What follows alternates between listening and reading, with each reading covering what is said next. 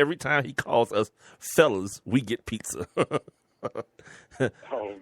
Shump is no longer allowed to go more than 3 days without getting his top leveled.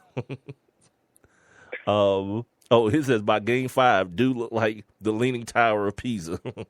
Number 3, Obama got to address JR's shot selection. That's awesome. And number 4, we're calling Perkins sweet cakes from now on, or delicious sweet cakes. I like that. And there's a little asterisk that says make jersey with cakes on the back. By the way, Kendrick Perkins, apparently Phil Jackson wants to speak to old bitter beer face Kendrick as well. Okay. All right. Number 5. Oh, Verajao got to be the lead in Magic Mike 3. Number 5. Did I miss it? 5. I missed 5. Oh, sorry. Yeah. Back 5. Brian Windhorst got to put on a jingle collar and something before entering the locker room. Canary face having Hardy Boy lunchbox owning. He think he's slick. Where are my glasses at? Because this is so small. I can barely see it. So now I'm on number 6. Verajao got to be the lead in Magic Mike 3. That's just ridiculous. Oh, wow. Y'all need to buy Deli a bigger travel crate for away games.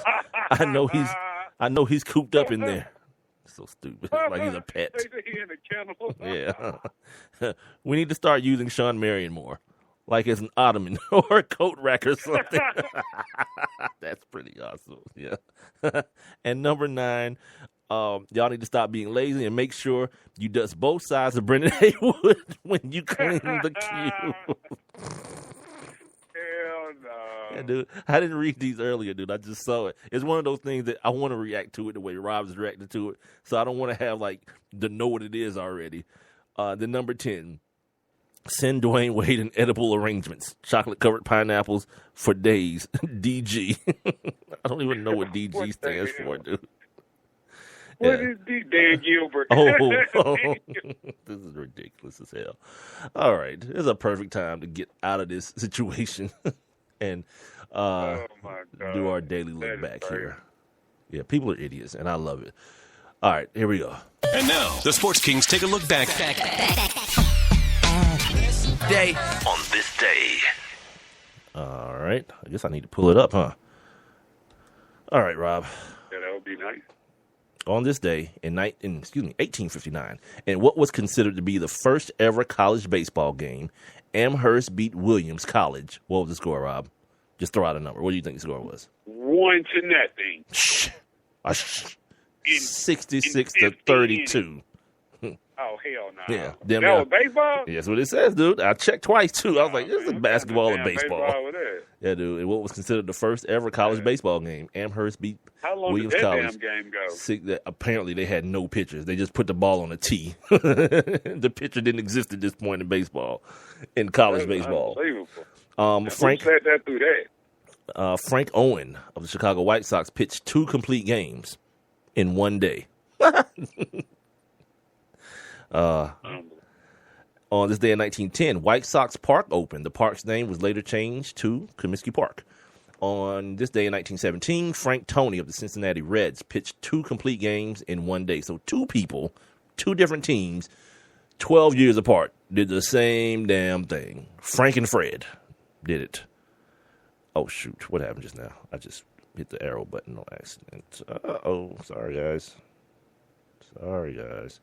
On this day in 1920, Suzanne Lenglen became the first player to win 3 titles at Wimbledon in 1 year. She won the women's singles, the women's doubles, and the mixed doubles. By the way, Venus and Serena aren't going to play doubles this year, dude, because Serena wants to try to focus on the yearly slam of winning all the majors, so she's not going to play doubles with her sister this year, which they dominate every time. Right.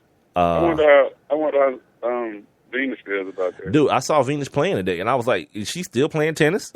she's like the 16th seed in Wimbledon. Yeah, I saw her on TV this morning. I was like, "What the hell's happening?" I thought she was done, but I guess she's like Hulk Hogan and Ric Flair. You know how them old wrestlers come back and it's, oh my God! Right. The Nature Boy is in the building. You gotta walk the walk. He's like and talk the talk. He definitely did.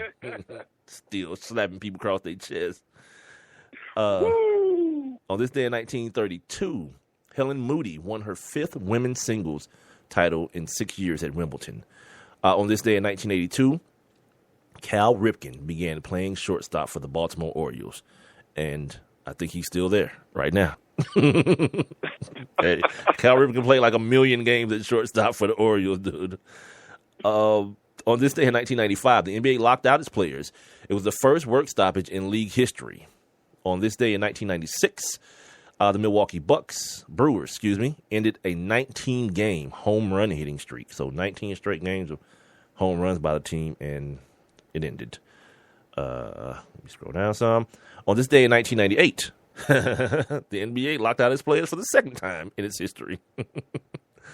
And just to put a cherry on top of this cake, on this day in 2011, the NBA entered a lockout after another round of meetings with players failed and produced a new collective bargaining agreement, which will call for the players to be locked out after the 2017 season. So from 1995 being the first lockout ever in the history of the game, these bums been locked out 3 times and about to be a 4th in a couple years. Yeah, the owners. And all this is about is the owners. They don't know what the hell they're doing.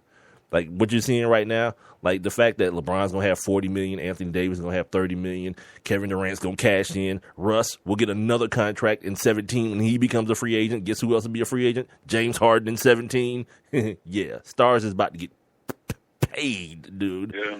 Out the wazoo. Stupid money. Yeah, crazy. I tell you what, it's going to be some strippers retiring, dude.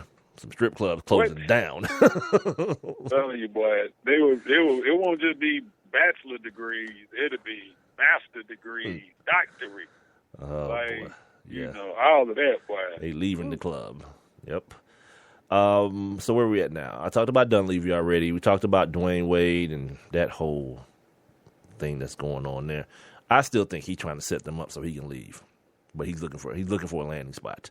And like I talked about yesterday, the fact that this boy has yet to hey, why don't we bring D Wade in here? And even Kobe's talking. Kobe got on Twitter today and talked about, kind of trying to dispel the myth that he had something to do with LaMarcus Aldridge taking the Lakers off of their list. Well, he still hadn't said anything about that rumor that Dwayne Wade was going to be playing there either. Yeah, God, that's got to feel crazy. No one wants me. Like the Heat don't really want him. And what they're trying to do is they're trying to look, man. Baby, you're worth $20 million a year. Yeah. If LeBron is getting, baby, you're worth that. Here's the you're thing. Worth more than LeBron. Here's the thing. You are the Heat. I just mentioned in 2017, Kevin Durant's going to be on the market. And Pat Riley wants him. And he ain't trying to blow no dough on Dwayne Wade and risk not getting Durantula. Crazy. Yeah, that's How does the name Gabrielle Durant sound?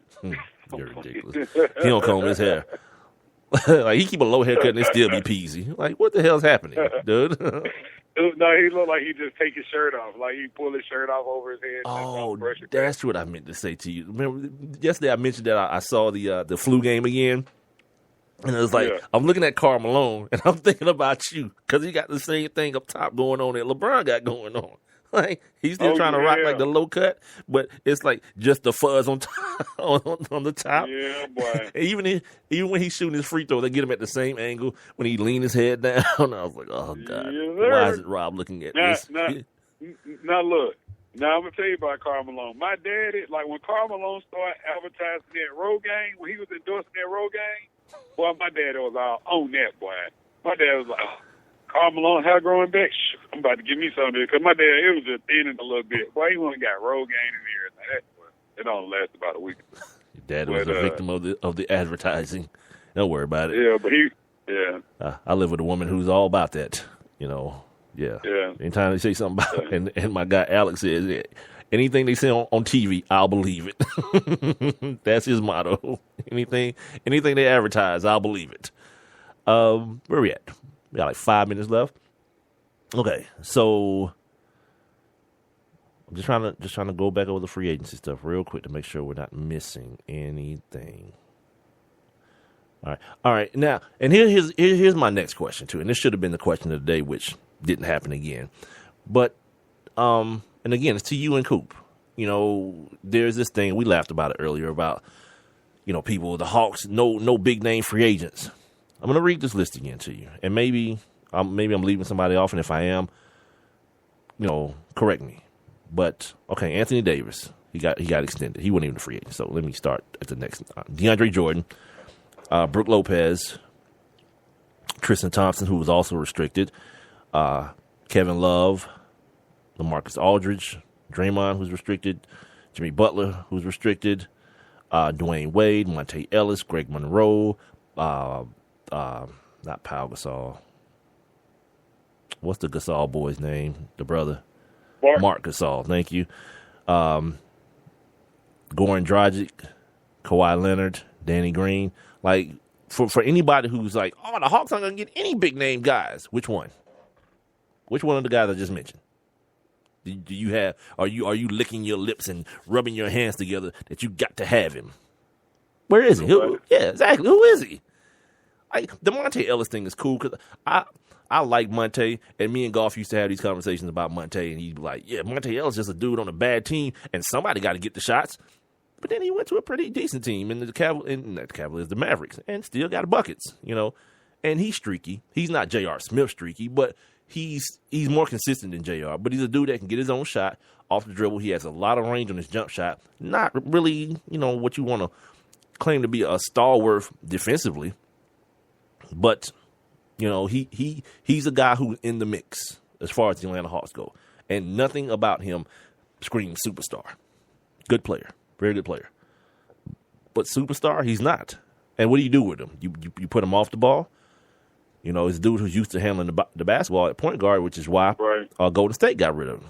It was like, Steph Curry, Monte Ellis. Yeah, Monte, we're going to holler at you. You go with Steph. Yeah, and here's the thing. Like, it wasn't that easy of a choice. Like, people didn't really think Steph was going to last the past couple years. Them feet and them ankles. Yeah, it was you ever seen him, dude? You ever seen, like, his feet close up when he's on the court? That dude is rocking, like, you know, dudes rock ankle braces. He's rocking air casts.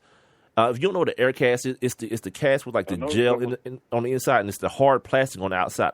But that's inside an extremely high top that from Under Armour. That's why his shoe like a half size too big. Yeah, like his ankles are supported to the end of support. And good for him. He figured out a way to keep himself on the floor. But when that whole Monte Ellis and Steph Curry decision had to be made, it definitely wasn't an easy one because you got to do that's getting buckets now. Like, this dude is getting like crazy buckets right now.